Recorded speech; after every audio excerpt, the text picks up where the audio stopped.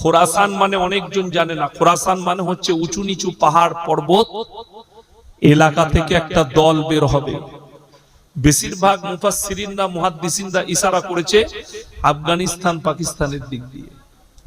খোরাসান পৃথিবীর সবথেকে উঁচু নিচু পাহাড় পর্বত জায়গার নাম হচ্ছে আফগানিস্তান, ওটাকেই খোরাসান বলা হয়েছে হাদিসে। তারা বড় যোদ্ধা হবে, লড়াই করবে। আমার মুসলমান ভাই, আপনি ভেবে দেখুন, চিন্তা করুন যে আমাদের মতো মৌলবীর ওপরে আপনার ভরসা আছে, অথচ আপনি নিজের উপরে ভরসা রাখেননি। কোরআনকে জিজ্ঞেস করুন, যারা আল্লাহ ব্যতীত অপরকে বিশ্বাস করে, আজকে খ্রিস্টানরা বর্তমানে কেন ফেরে পড়বে কিয়ামতের দিনে? একটাই কারণে, তাদের গির্জায় দুজনার মূর্তি রাখা আছে। কজনের বললাম? দুজন। এক হচ্ছে যিশু ঈসা মাসিহ, আর দ্বিতীয় হচ্ছে সেই ব্যক্তিটা ঈসা নবীর মা মারিয়াম। এই এরা জানে খ্রিস্টানরা একটা বিশ্বাস রেখেছে, কি বলুন তো, যে বিশ্বাসটা আমাদেরও আছে। একমাত্র বর্তমানে একদল বেরিয়েছে, তার নাম হচ্ছে আহমদিয়া কাদিয়ানি।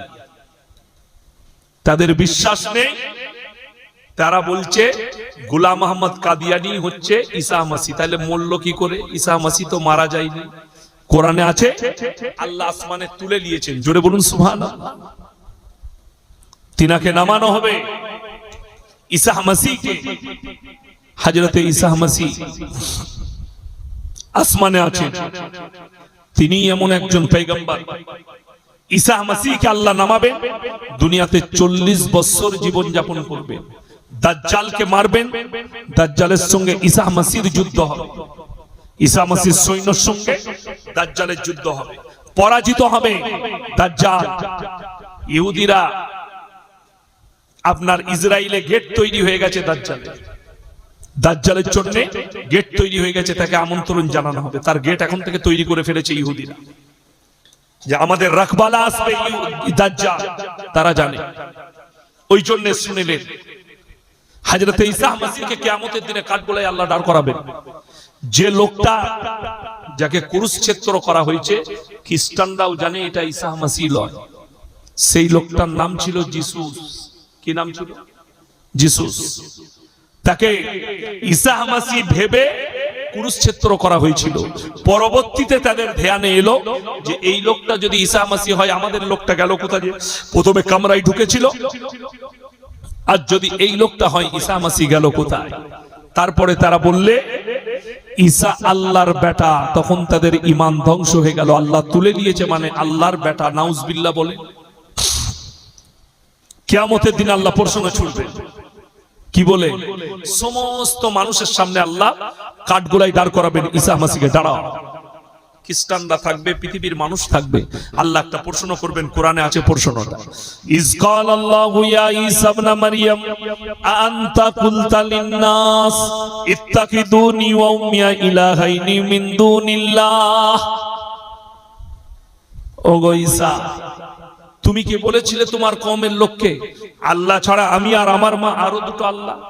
ঈসা নবী বলবেন, ক্বালা সুবহানাক মা ইয়াকুনু লি আন আকুলা মা লাইসা লি বিহাক। ওগো আল্লাহ, যে কথা বলার আমার হক নেই, অধিকার নেই, সে কথা আমি কেমন করে বলতে পারি? আর আমি যদি এ কথা বলে থাকতাম, আপনার অজানা হতো না। ইন্নাকা আনতা আল্লামুল গুয়ুব, আপনি হচ্ছেন আলিমুল গায়ব। আল্লাহ বলবেন আমি সব জানি। এরপরে তাদেরকে বলা হবে, সেই খ্রিস্টানদেরকে বলা হবে, আল্লাহ কিয়ামতের দিনে বলবেন, তোমরা যাদের উপাসনা করেছো আজকে কেন তারা তোমাদের উপকারে আসছে না? তোমরা তাদেরকে জিজ্ঞেস করো, তারা তো দাঁড়িয়ে আছে, তাদেরকে জিজ্ঞেস করো। ওই জন্য 17 পারা শেষ পৃষ্ঠা শেষ রুকুতে আছে, ইয়া আইয়ুহান নাসু যুরিবা মাথালুন ফাসতামিউ লা ইন্নাল্লাযীনা তাদউনা মিন দুনিল্লাহি লা ইয়াখলুকু দুবাবান ওয়ালা বিসতামাউ লা ওয়া ইয়াসলুবুহুমুদ দুবাবু শাইয়ান লা ইস্তানকিদুহু মিন। হে ঈমানদার ব্যক্তিরা, হে পৃথিবীর মানুষ, তোমরা যাদেরকে ভালো মন্দের মালিক মনে করছো, তাদেরকে জিজ্ঞেস করে দেখো, তারা একটা মাছি পর্যন্ত সৃষ্টি করতে পারে না। মাছি সৃষ্টি তো দূরের কথা, মাছি যদি তাদের কাছ থেকে কোনো জিনিস ছিনিয়ে নিয়ে যায়, সেটা উদ্ধার করার মতো ক্ষমতা নেই। কেন? তারা হচ্ছে শক্তিহীন, আর আমি আল্লাহ হচ্ছি শক্তিশালী। গোটা পৃথিবীর মালিক হচ্ছে আমি আল্লাহ। জোরে বলুন সুবহানাল্লাহ। আমার মুসলমান ভাই, অনুরোধ করে বলে যাচ্ছি, কেউ জীবনে শিরক করবেন না। জোরে বলুন ইনশাআল্লাহ। ভালো মন্দ, কল্যাণ অকল্যাণের মালিক হচ্ছেন আল্লাহ। বেঈমান কাফেররা আপনার উপরে জাল ছুড়েছে, আপনি যদি দ্বীনি ইলম হাসিল না করেন, আপনার সন্তান হোক আপনি হোক, সেই জালটা আপনি দেখতে পাবেন না। তাদের জাল বড় ডেঞ্জার, এমন একটা জাল ছুড়েছে। দেখুন, আমরা শুধু মনে করি পতিতালয়ে জিনা হয়, শারীরিক মিলনটা জিনা। তারা কি করেছে শুনেলেন? আমাদের বাবাজিরা শুনবেন কিভাবে নামগুলো পাল্টাইছে। ইহুদিরা নাম দিয়েছে ভ্যালেন্টাইন ডে, নামটা দিয়েছে ভ্যালেন্টাইন দিয়ে, কাজ হচ্ছে কিন্তু জিনা করা। নাম দিয়েছে চকলেট ডে, কাজ হচ্ছে জিনা করা। নাম দিয়েছে কিস ডে, কাজ হচ্ছে জিনা করা। নাম দিয়েছে রোজ ডে, কাজ হচ্ছে জিনা করা। এই দিনগুলো সব আমাদের যুবকরা মনে করে এগুলো ভালোবাসার দিন। ভ্যালেন্টাইন ডে আজকের দিনে ভালোবাসা প্রপোজ করার দিন, কিন্তু সেই জায়গাটা যে জিনা করার জায়গা, এটা এরা অনুভবও করতে পারে না। বার করেছে কারা? ইহুদি নাসারারা বার করেছে। বেঈমান কাফেরদের কাছ থেকে আখলাক এসেছে। আজকে মুসলমান নিজের আখলাক মনে করেছে ওটাই। আপনি দেখুন, আজকে মুসলমানরা 1 জানুয়ারি পালন করে, করে না করে না? কথা বলেন, করে। ফিস্ট করছে, আল্লাহর কসম করে বলছে হারাম, নাজায়েজ কাজ। এই দিনে যারা ফিস্টি করে নিয়ত করে খাবে, সম্পূর্ণ খাবারটা তারা হারাম খাবার খাচ্ছে। মুসলমান ছেলের জন্মদিন পালন করছে, কেক কেটে একটু পয়সা হয়েছে, ছেলের জন্মদিন। ইসলামে শরীয়তে হারাম ছেলের জন্মদিন পালন করা, সে যেই করুক হারাম। 25শে ডিসেম্বর মুসলমানের জন্য পালন করা হারাম। আপনাকে দেখিয়ে দেবো কত মুসলিম যুবক যুবতী কলকাতার নিউ টাউন থেকে শুরু করে, রাজারহাট থেকে শুরু করে কলকাতা ধর্মতলা পর্যন্ত কত মুসলিম ছেলে খালি 25শে ডিসেম্বর পালন করছে। অবাক হয়ে যায়। আমি 25শে ডিসেম্বর জলসা করেছিলাম নিউ টাউন, জলসা করে যাচ্ছি, যেটা গোল চৌকি আছে কলকাতায় ঢুকে নিউ টাউনে, দেখেছেন? গোল চৌকিটা উপরে হোটেল আছে, নিচে দিয়ে এয়ারপোর্টের পাশ দিয়ে পেরিয়ে যাচ্ছে। ওই রোডের উপরে অনেকগুলো হোটেল আছে। শীতকালের দিন ছিল, আমি দাঁড়ালাম চা খাবার জন্য। বিশ্বাস করবেন না, এতগুলো মুসলিম মেয়ে যুবতী রাত্রে ওই 2টোর সময় প্রেম প্রেমিকা সব ওখানে গিয়ে মজ মস্তি করছে, এমনকি গাড়ির ভেতরে জিনা পর্যন্ত করছে। কোন অসুবিধা? আর প্রশাসন কিছুই করতে পারবে না, যেহেতু ভারতবর্ষে পরকীয়াকে লিগ্যাল করে দেওয়া হয়েছে। লিগে আজকে বিশ্বের দরবারে America, London, Japan, German, Australia, Brazil, Spain, যতগুলো বেঈমান কাফের ইহুদিদের দেশ আছে, তারা তাদের পার্লামেন্টে পাস করিয়ে ফেলেছে, এরপর থেকে যে বাচ্চারাই বাঁচতে চাইবে মায়ের পরিচয়ে বাঁচবে। যদি ইচ্ছা করে মায়ের পরিচয়। মায়ের পরিচয় মানে কি? রাস্তাঘাটে জিনা করবে, যে বাচ্চাটা পয়দা হবে বাপের পরিচয় লাগবে না, ও মায়ের পরিচয়ই থাকবে। তাহলে জানোয়ার আর ইনসানের ফারাক রইল না। লাস্ট কথা শুনেলেন এই হিস্ট্রিটা। মুসলমানরা 4টা বিয়ে করা জায়েজ আছে। ইমাম আবু হানিফা রাহিমাহুল্লাহর কাছে একদল মহিলা এসে বললে, তারা প্রশ্ন ছুড়লে, একটা মুসলিমদের ছেলে, একটা ইসলামী শরীয়তে একটা বেটা ছেলে 4টা বিয়ে করতে পায়, কিন্তু একটা মেয়ে কেন 4টা স্বামী রাখতে পাবে না? কেন হারাম? কেন হারাম এটা বলুন। সঙ্গে সঙ্গে ইমাম আবু হানিফা রাহিমাহুল্লাহ বললেন, বাবা মায়েরা তোমরা কালকে আসবে, যাও এখন। চলে গেল। ইমাম আবু হানিফা রাহিমাহুল্লাহ তিনি পেরেশান হলেন। এই মহিলাদিকে ডাইরেক্ট জায়েজ বললে তো হবে না, তাদেরকে ব্যাখ্যা করে জানাতে হবে। সেই যুগটা কিন্তু টেকনোলজির যুগ ছিল না, সায়েন্সের যুগ ছিল না। বিসমিল্লাহ, আলহামদুলিল্লাহ। সেই যুগটা টেকনোলজির যুগ নয়, সায়েন্সের যুগ নয়। সেই যুগটা ছিল এমন একটা যুগ যেখানে মানুষকে বোঝানো বড় দুর্দায় ছিল। তিনি বাড়িতে খানা খেতে বসছেন, পেরেশান। তিনার মেয়ে বললে, আব্বা আপনার চেহারা দেখে মনে হচ্ছে কোনো টেনশন আছে আপনার মধ্যে। তিনি উত্তর দিলেন, আমাকে মহিলারা এমন একটা প্রশ্ন করেছে, মা আমি উত্তর দিতে পারি। তিনি বললেন, আব্বা আমার কাছে পাঠাবেন, কালকে আমি উত্তর দিয়ে দেবো। তুমি পারবে? হ্যাঁ, আপনি পাঠান।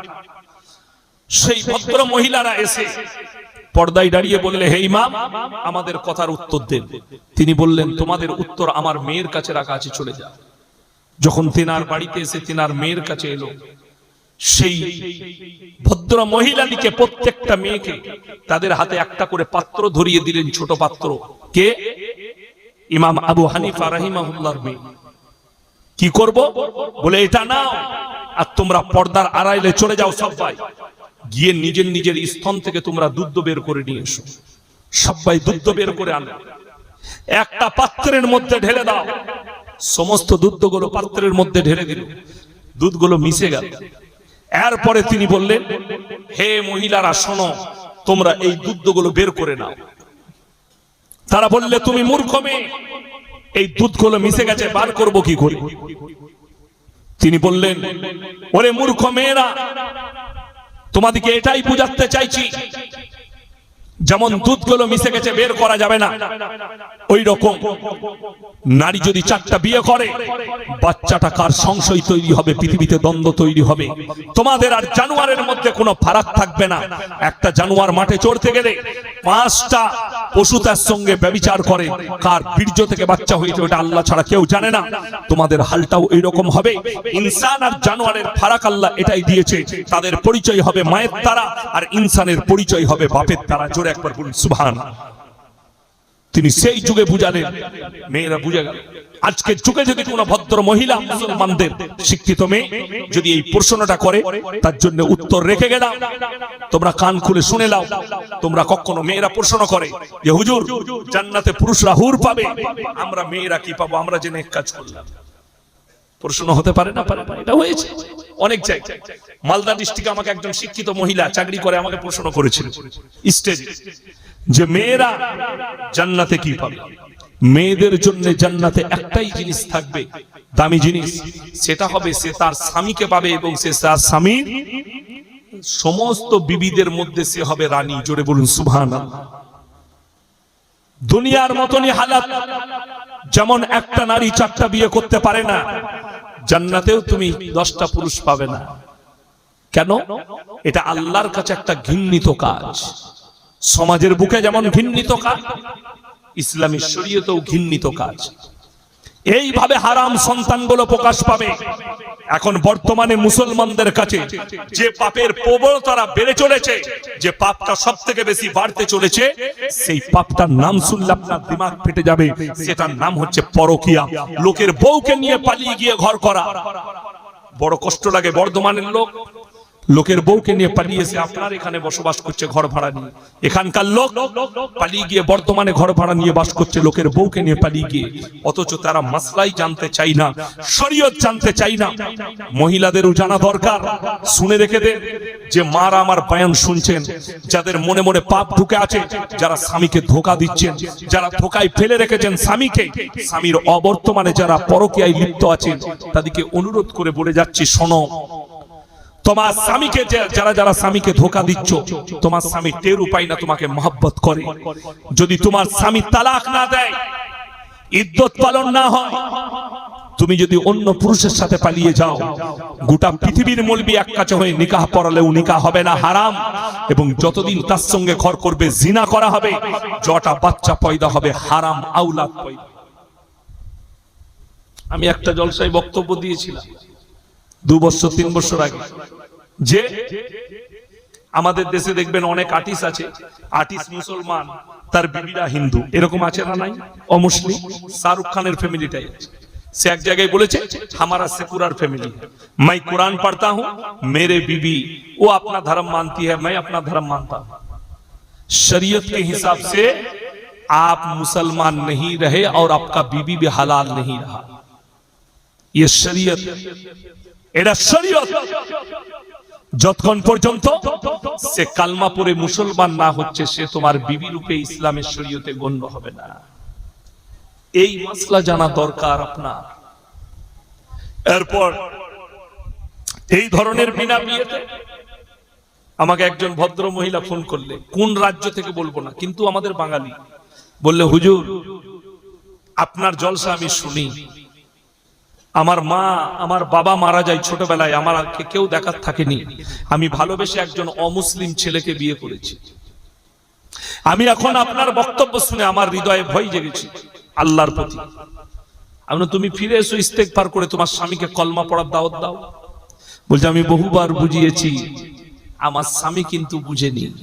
আমি বললাম তোমাকে ওই রাস্তা থেকে সরে আসতে হবে, তুমি ছেড়ে দাও, যদি সে না বুঝে তোমাকে ছেড়ে চলে আসতে হবে।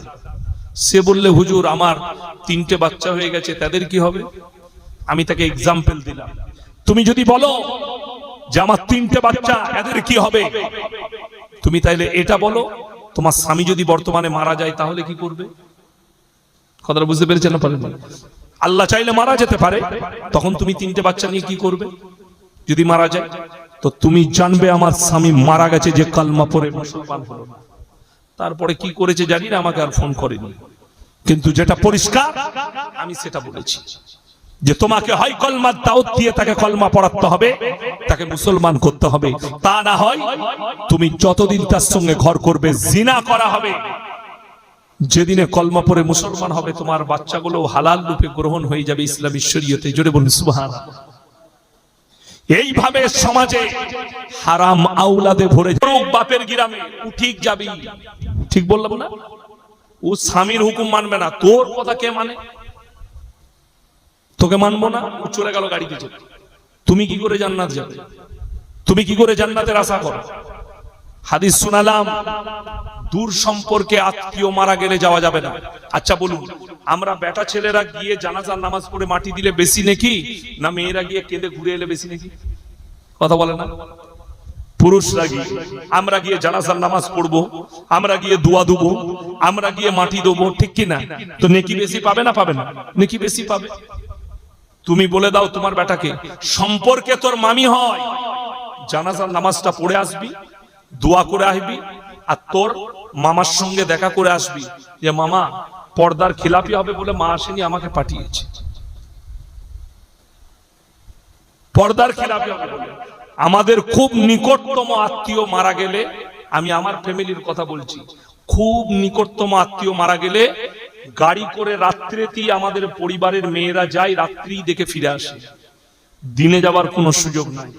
আর দিনের বেলায় মরে গেলে যাবার কোনো সুযোগ নাই। দূর সম্পর্কে আত্মীয় হলে আমরা যাই, জানাজা পড়ে আসি, কোনোদিন সুযোগ হলে গাড়ি করে গিয়ে তিনাদের দুঃখে দুঃখ মিলিয়ে আসে। আমার মা যায়, বিবিরা যায়, যে আল্লাহ জান্নাতি করুক, চলে গেছে, আমরা পর্দার খিলাফি হবে বলে, তারাও জানে পর্দার খিলাফি হবে বলে আসে। আপনি আমার বর্তমানে এসে জিজ্ঞেস করুন, আমার গ্রামে, আমার গলসি থানায় জিজ্ঞেস করুন, রাইস মিলের মালিক আছে, কত কোটিপতি আছে, কারোর বাপের হিম্মত নেই, এসে খালি বলে দেয় আমাদিকে বাপ বেটাকে যে হুজুর আপনাদের বৌদিকে নিয়ে যাবেন প্যান্ডেলে খাবে, জুতোর বাড়ি খাবে আমার বাবার কাছে আর আমার কাছে। হিম্মত নেই যে প্যান্ডেলে খেতে নিয়ে আসবেন আপনার বিবিদিকে। আজ পর্যন্ত আমি আমার জন্মের পর থেকে, যেদিন থেকে জ্ঞান হয়েছে, দেখেছি আমার মা জীবনে কোনো প্যান্ডেলে খেতে যায় না। আমাদের পরিবারের মেয়েরা প্যান্ডেলে খেতে যায় না। আজকে একটা প্যান্ডেলে, নারী পুরুষ বিবাহে একটা প্যান্ডেলে বসে খাচ্ছে, আর মায়েরা এমন পোশাক পরে আসে শয়তানু লজ্জা পায়। ঠিক বললাম না ভুল বললাম? কষ্টটা ওই জায়গায় লাগে। বিয়েতে 100-200 করে বরযাত্রী নিয়ে যাচ্ছে। শরীয়ত জানো তুমি, আমাদের সমাজে বিয়ে হচ্ছে, বিয়েতে 100টা কাজের মধ্যে 95টা হারাম কাজ হচ্ছে, নবীজির সুন্নতের খিলাফ কাজ। বলার কেউ নাই সমাজ, বললেই সেই অপরাধী। আজকে আমি কেন সাহস করে বলে যাচ্ছি, আমার কিন্তু চাকরি যাবার ভয় নাই। ইমাম বলে দিলে ইমামের চাকরি চলে যাবে, ইমাম বলে দিলে ইমামের চাকরি চলে যাবে। তোমাকে এই বক্তব্য জুম্মায় কে দিতে বলেছে? আমরা বুঝে লুব, কিন্তু আমার ইয়াসিনের চাকরি যাবার ভয় নেই। আমাকে যদি বলেন হুজুর এই বাইন চলবে না, গাড়ি রেডি আছে, নামবো, ঘর পাড়ি যাবো, তুই বুঝে নিয়ে। আমাকে দাওয়াত দিলে এইগুলোই শুনতে হবে, আমি যেগুলো বলবো। কেন? এটা শরীয়তের বাইরে নয়। আপনার এলাকার ভালো মৌলবীকে জিজ্ঞেস করবেন, ইয়াসিন ভাই বলে গেছে রাতের বেলায় আল্লাহর রাসূল সাল্লাল্লাহু আলাইহি সাল্লামের জামানায় মসজিদের ভেতরে নিকাহ হয়েছে। কোথায় বললাম? মসজিদের ভেতরে নিকাহ, মসজিদের ভেতরে বিচার হয়েছে। আজকে যখন এই নিকাহটা প্যান্ডেলে চলে গেল, যত রকমের হারাম কাজ আমাদেরকে অ্যাটাক করে ফেলবে, ওই ইসলামিক কালচার। রং মুসলমান খেলছে কিসে? বিয়েতে। লগ্ন মুসলমান ধরছে বিয়েতে। বরযাত্রী মুসলমানের আছে। কোথা থেকে পেলে? যদি বলেন হুজুর সুন্নত তরিকা কি? 7 থেকে 10 জন নিয়ে যাবে তুমি বিয়ে করতে। কজন বললাম? 7 থেকে 10 জন। তোমার ওয়াকাত আল্লাহ যেটা দিয়েছে, তুমি অলিমাতে খানা করো, তোমার বিবির ঘরের লোক, তোমার পরিবারের লোক সব এক জায়গায়। অলিমা করা সুন্নত। জোরে বলুন সুবহানাল্লাহ। ছেলের ঘরে অলিমা হবে, যেটাকে আমরা বউ ভাত বলি। এই অলিমা করা সুন্নত।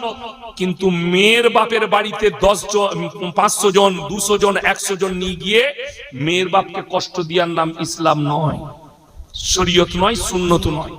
সুন্নত তরিকা 7 জনের বেশি নিয়ে যেও না। সবাই নিয়ত করুন, আমরা সবাই দিনের উপরে প্রতিষ্ঠিত হব। জোরে বলুন ইনশাআল্লাহ। এ হাত তুলে বলুন, নামাজ ফজর থেকে কেউ কাজা করব না। জোরে বলুন তো ইনশাআল্লাহ। যুবক দিকে, যুবতীদিকে অনুরোধ করে যাচ্ছি, নামাজ তোমরা জীবনে ছাড়ো না। কে কখন মারা যাব, চলে যাব, আল্লাহ ছাড়া কেউ জানে না। হায়াত বাকি, মুলাকাত বাকি। আমার মুসলমান ভাই, আপনারা আমার জন্য দোয়া করবেন, আমি আপনাদের জন্য দোয়া করি। হায়াত বাকি তো মুলাকাত বাকি। আপনারা দোয়া করবেন আমার জন্য, আমাদের মাদ্রাসার জন্য আপনারা দোয়া করবেন। আমিন। ওয়া আখিরু দাওয়ানা আনিল হামদুলিল্লাহি রাব্বিল আলামিন। সবাই দরুদ শরীফ পড়ুন। আল্লাহুম্মা।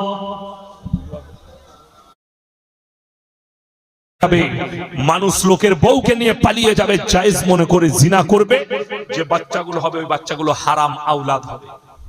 সমাজ তাদেরকে অ্যাকসেপ্ট করবে। জিনার প্রমোট চলছে, ওইভাবে প্রবণতা বেড়ে গেছে।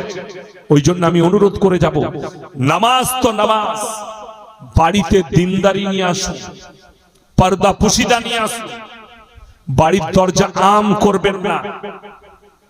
আল্লাহ নবী সাল্লাল্লাহু আলাইহি সাল্লামের জামানায় যেদিন থেকে পর্দা ফরজ হয়েছে, সেই দিন থেকে একটা নখ পর্যন্ত নবীর বিবি এবং সাহাবীর বিবিরা নখটা পর্যন্ত হুজরাখানা থেকে বার করেননি। জোরে বলুন সুবহানাল্লাহ। একজন সাহাবী, তিনি ইসলামের প্রচারে বেরিয়ে গেছেন, তো সাহাবীর বিবি আছে, তো সেই সাহাবীর বিয়ে হয়েছে গ্রামে, ও পাড়া আর এই পাড়া। বাড়ির কাছে শ্বশুর বাড়ি, তিনার স্ত্রীর বাপের বাড়ি বাড়ির কাছে। ভালো করে শুনবেন মায়েরা, ভালো করে শুনেন। যে মায়েরা স্বামীর অবাধ্যতা করে, যে মায়েরা স্বামীকে পরোয়া করে না, যে মেয়েরা স্বামীকে গালি দেয়, যে মেয়েরা স্বামীর অনুমতি ছাড়া বাইরে ঘুরে বেড়ায়, তারা ভালো করে হাদিসটা শুনে। সেই মায়েদিকে বলে যাচ্ছে, নবীজি সাল্লাল্লাহু আলাইহি সাল্লামের কাছে খবর পাঠালেন, ইয়া রাসূলুল্লাহ, আমার মা খুব অসুস্থ, আমার স্বামী ইসলামের প্রচারে সফরে আছে, আমি কি মাকে দেখতে যেতে পারি? নবীজি হুকুম পাঠালেন, তোমার স্বামীর অনুমতি ছাড়া পায়ের নখটা তুমি বাইরে বের করতে পারবে না। সেই সাহাবীর বিবি গেলেন না, স্টপ হয়ে গেল। কিছুদিন পরে খবর এলো, তোমার মা মরণাপন্ন অবস্থায় আছে। আবার নবীজির কাছে খবর পাঠালেন, ইয়া রাসূলুল্লাহ, আমার মা মরণাপন্ন অবস্থায়, এই সময় কি আমার মায়ের মুখটা একবার দেখতে পারি না? আমার স্বামী তো সফরে আছে। নবীজি বললেন, ইসলামী শরীয়ত তোমাকে ইজাজত দেয় না স্বামীর হুকুম ছাড়া পায়ের নখটা বের করবে। আবার গেলেন না। কিছুদিন পরে খবর এলো, তোমার মা মারা গেছে। বাড়ির কাছে নবীজিকে খবর পাঠালেন, ইয়া রাসূলুল্লাহ, ইয়া হাবিবাল্লাহ, আমার মা মারা গেছে, আমি কি শেষবারের জন্য মায়ের মুখটা একবার দেখতে পারবো না? নবীজি বলে পাঠালেন, বলো, স্বামীর অনুমতি ছাড়া তুমি পায়ের নখটাও বের করতে পারবে না। সেই সাহাবীর বিবি তিনার মায়ের মরা মুখটা পর্যন্ত দেখতে যাননি। নবীজি সাল্লাল্লাহু আলাইহি সাল্লাম দাফন হয়ে গেল, কাফন করে দাফন হয়ে গেল, মাইয়াতের দাফন হয়ে গেল। নবীজি জানাজা নামাজের পরে, দাফনের পরে বলে পাঠালেন, আমার ওই সাহাবীর বিবিকে বলে দাও, তোমার খালি স্বামীর ফরমাবরদারি করার কারণে, স্বামীর হুকুম পালন করার কারণে তোমার মাকে আল্লাহ ক্ষমা করে জান্নাতি ঘোষণা করেছেন। জোরে বলুন সুবহানাল্লাহ। আমার মায়েরা, তোমরা স্বামীর ফরমাবরদারি করো। স্বামী বাইরে আছে, তোমার মা যদি মারা যায়, স্বামীর অনুমতি ছাড়া তুমি যেতে পারবে। অর্ডার নাই, শরীয়ত। আপনি শরীয়তটাকে নিজের ঘরের জায়গা মনে করেছেন। আপনার ফুফু মারা গেছে, অনুমতি ছাড়া যেতে পাবেন না। আমাদের মায়েদের একটা রোগ খারাপ, যে